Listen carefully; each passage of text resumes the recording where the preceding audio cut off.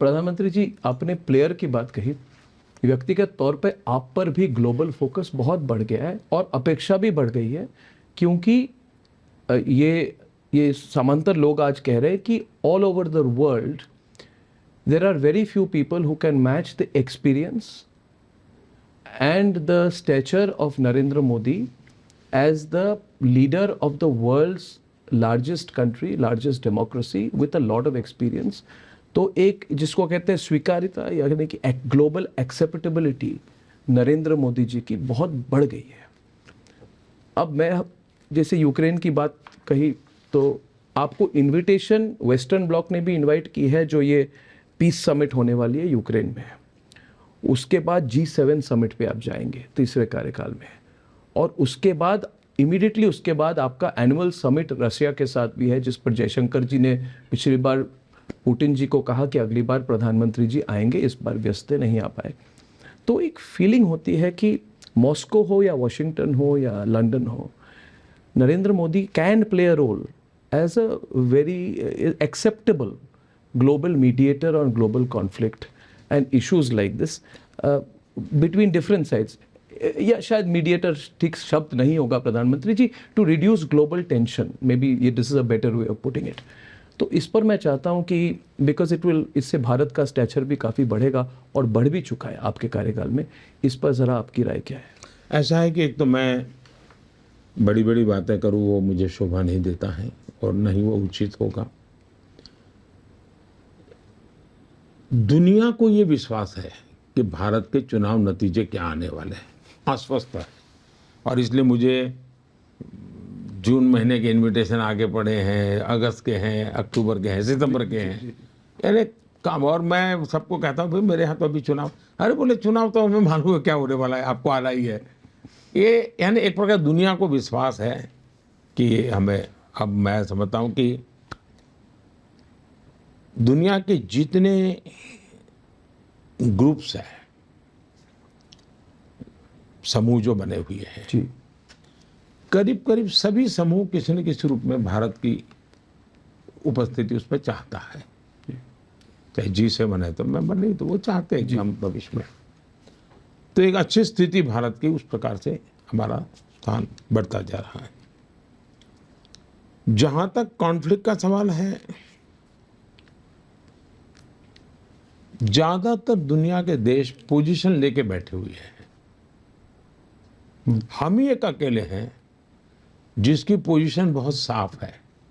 हम किसी के पक्ष में नहीं है, हम शांति के पक्ष में है, और इसके कारण विश्व का विश्वास बना कि यही एक लोग हैं कि जो किसी को आर्म्स देने की भी बात नहीं करते हैं और किसी को लड़ाई न करने की भी बात नहीं करते। अब मेरे में हिम्मत थी कि राष्ट्रपति पुतिन के साथ बैठ के आंख में आंख मिला के मैंने कहा था कि this is not the time for war, जो ग्लोबल हेडलाइन बन गया था एक हफ्ते के लिए। तो भारत ने ये अपनी पोजीशन बना ली है और हम शांति के पक्ष में हैं। अब जिस समय अभी इजराइल में और हमास का जो चल रहा था जी, तो मैंने मेरा एक स्पेशल एनवॉय भेजा था इजराइल, और इस इजराइल को मैं समझाने के लिए भेजा था कि कम से कम ये रमादान चल रहा है, रमजान महीना चल रहा है, उस समय आप लड़ाई मत करो। अच्छा, किसी पर हमले मत करो।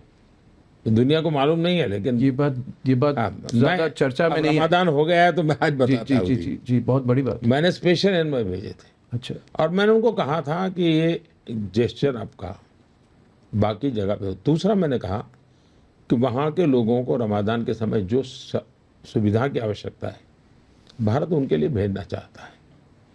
हमें कोई रुकावट नहीं आनी चाहिए, हम उनकी जो भी मदद करना चाहते हैं। तो हमारा ये कैरेक्टर है जी, और हम ये करते हैं।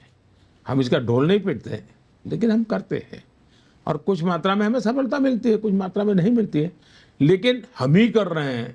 इस मिजाज से हम नहीं कर रहे हैं। हम दुनिया से कट करके रहना नहीं चाहते, और दुनिया के सट करके रहने में देश की वैल्यूज़ को छोड़ने को लिए हम तैयार नहीं है। हमारा देश, हमारे मूल्य, हमारी परंपरा है, उसी को लेकर के हम दुनिया के सामने जा रहे हैं। आपने जो बात अभी कही ये बहुत बहुत इम्पोर्टेंट बात है, लोगों को पता भी नहीं है, इससे एक तरह का अलग मैसेज भी जाता है। प्रधानमंत्री जी 2014 में मुझे चिंता हो गई थी कि इस बार मुझे लगता है नरेंद्र मोदी जी मुझे इंटरव्यू नहीं देंगे।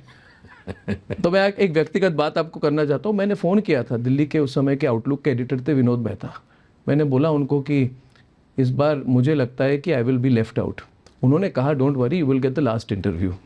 और ये कोइंसिडेंस है कि आज ठीक 10 साल हुए, 9 मई 2014 में आपने इंटरव्यू दी थी, गांधीनगर में मैं आया था, और उस इंटरव्यू की एक हेडलाइन टॉकिंग पॉइंट बनी थी।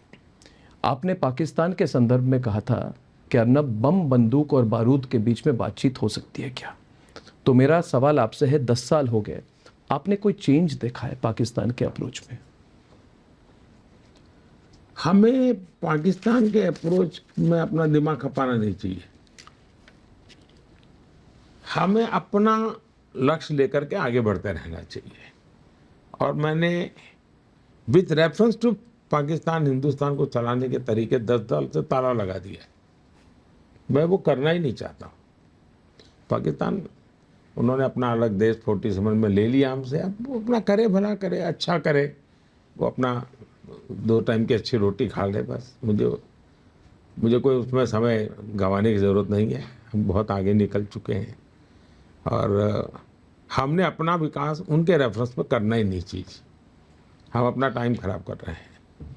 हमें तो मुझे तो मेरे देश के नई पीढ़ी का भविष्य देखना है जी। हमें उन्हीं को लेकर के चलना चाहिए।